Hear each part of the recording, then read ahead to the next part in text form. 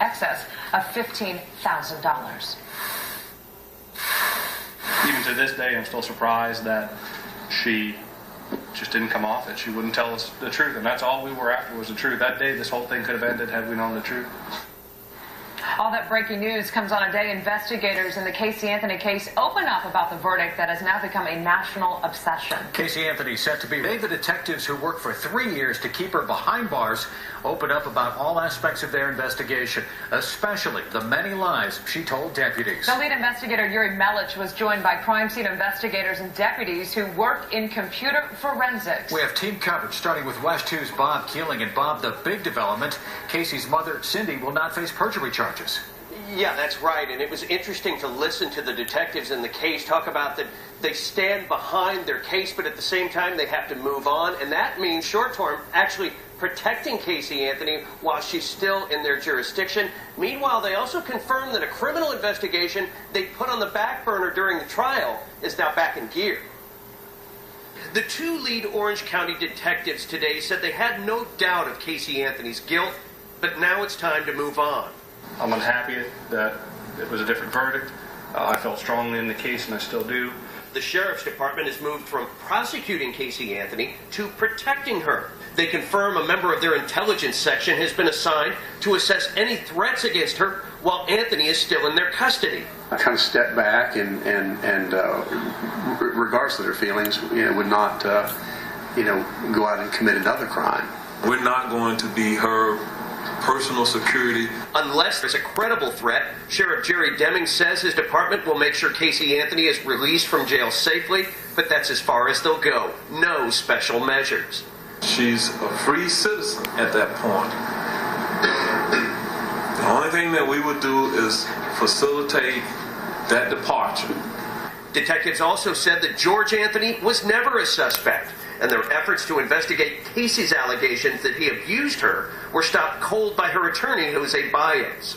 And now that the trial is over, they've resumed a criminal investigation into possible witness tampering, at issue whether someone encouraged a Texas Equisearch volunteer to provide false information to aid Anthony's defense. We wouldn't say who is specifically targeted. When we do an investigation, we don't start with a target in mind. We follow evidence as to where it leads.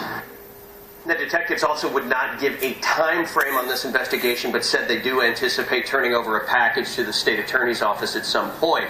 Now, there were a lot of allegations made by the defense team that much of the forensics in this case were nothing more than junk science, and there was a lot of reaction to that today as well. For more on that, let's join my colleague Gail Pascal-Brown. Gail?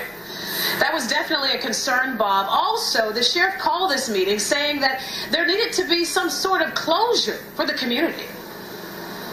I really thought that it was very important that we give our community and really give the nation the opportunity to have some closure, if you will, as it relates to this investigation. Orange County Sheriff Jerry Deming says there have been countless requests to speak to the investigative team involved in the Casey Anthony case. From crime scene investigators to forensics, the team has followed more than 6,000 tips in search of her daughter, Kaylee. The forensics unit has collected more than 600 pieces of evidence, only for their work to be called junk science by the defense. This is no fantasy. Everything was proved in court.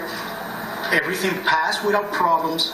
Even the defense, they don't have any objections with the evidence that I submitted.